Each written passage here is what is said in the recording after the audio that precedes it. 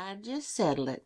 I'll sweep up the coals now," he added, vigorously applying a turkey wing to the purpose, as he knelt on the hearth, his spare, lean figure glowing in the blaze of the firelight, and getting quite flushed with exertion.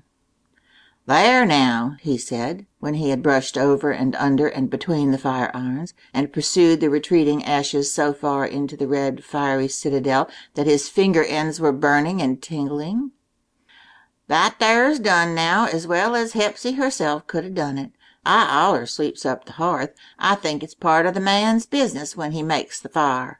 But Hepsy's so used to seeing me a-doing on it that she don't see no kind of merit in it. It's just as Parson Lothrop said in his sermon, folks allers overlook their common marcies."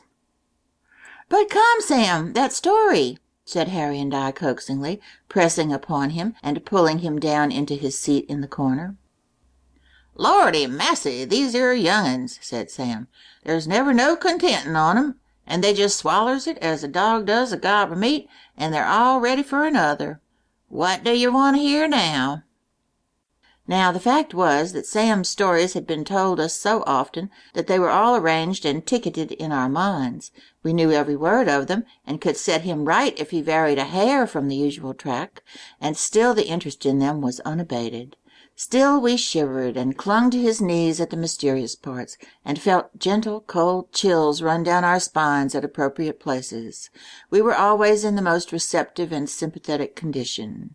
Tonight, in particular, was one of those thundering, stormy ones when the winds appeared to be holding a perfect mad carnival over my grandfather's house.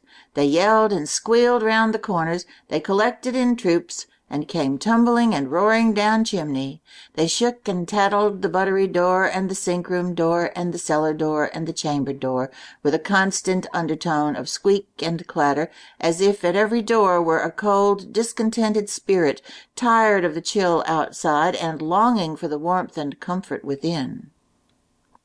"Well, boys," said Sam confidentially, "what'll ye have?" "Tell us, come down," we both shouted with one voice. This was, in our mind, an No. 1 among Sam's stories. "Ye mustn't be frightened now," said Sam paternally.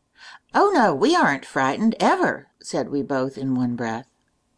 "Not when ye go down the cellar after cider?" said Sam with severe scrutiny.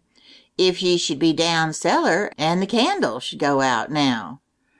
"I ain't," said I ain't afraid of anything. I never knew what it was to be afraid in my life."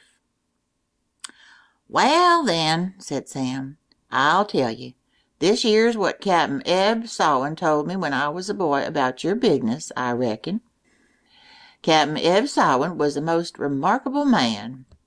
Your grandfather knew him very well, and he was a deacon in the church in Dedham afore he died. He was at Lexington when the first gun was fired agin the British. He was a drefful smart man, Cap'n Eb was, and driv team a good many years atween here and Boston. He married Lois Peabody, that was cousin to your grandfather then. Lois was a real sensible woman, and I've heard her tell the story as he told her, and it was just as he told it to me, just exactly, and I shall never forget it if I live to be 900 years old like Methuselah. You see, along back in them times, there used to be a feller come round these 'ere parts, spring and fall, a-peddlin' goods, with his pack on his back, and his name was Jehiel Lawmydew.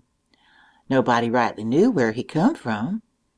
He wasn't much of a talker, but the women rather liked him, and kind of liked to have him round. Women will like some fellers, when men can't see no sort of reason why they should, and they liked this here Lawmydew, though he was kind of mournful and thin and shad-bellied, and hadn't nothing to say for himself. But it got to be so that the women would count and calculate so many weeks afore it was time for Lawmydew to be along, and they'd make up ginger snaps and preserves and pies, and make him stay to tea at their houses, and feed him up on the best there was. And the story went round that he was a-courtin' Phoebe Ann Parker, or Phoebe Ann was a-courtin' him, folks didn't rightly know which. Well, all of a sudden, Lawmydew stopped comin' round, and nobody knew why, only just he didn't come. It turned out that Phoebe Ann Parker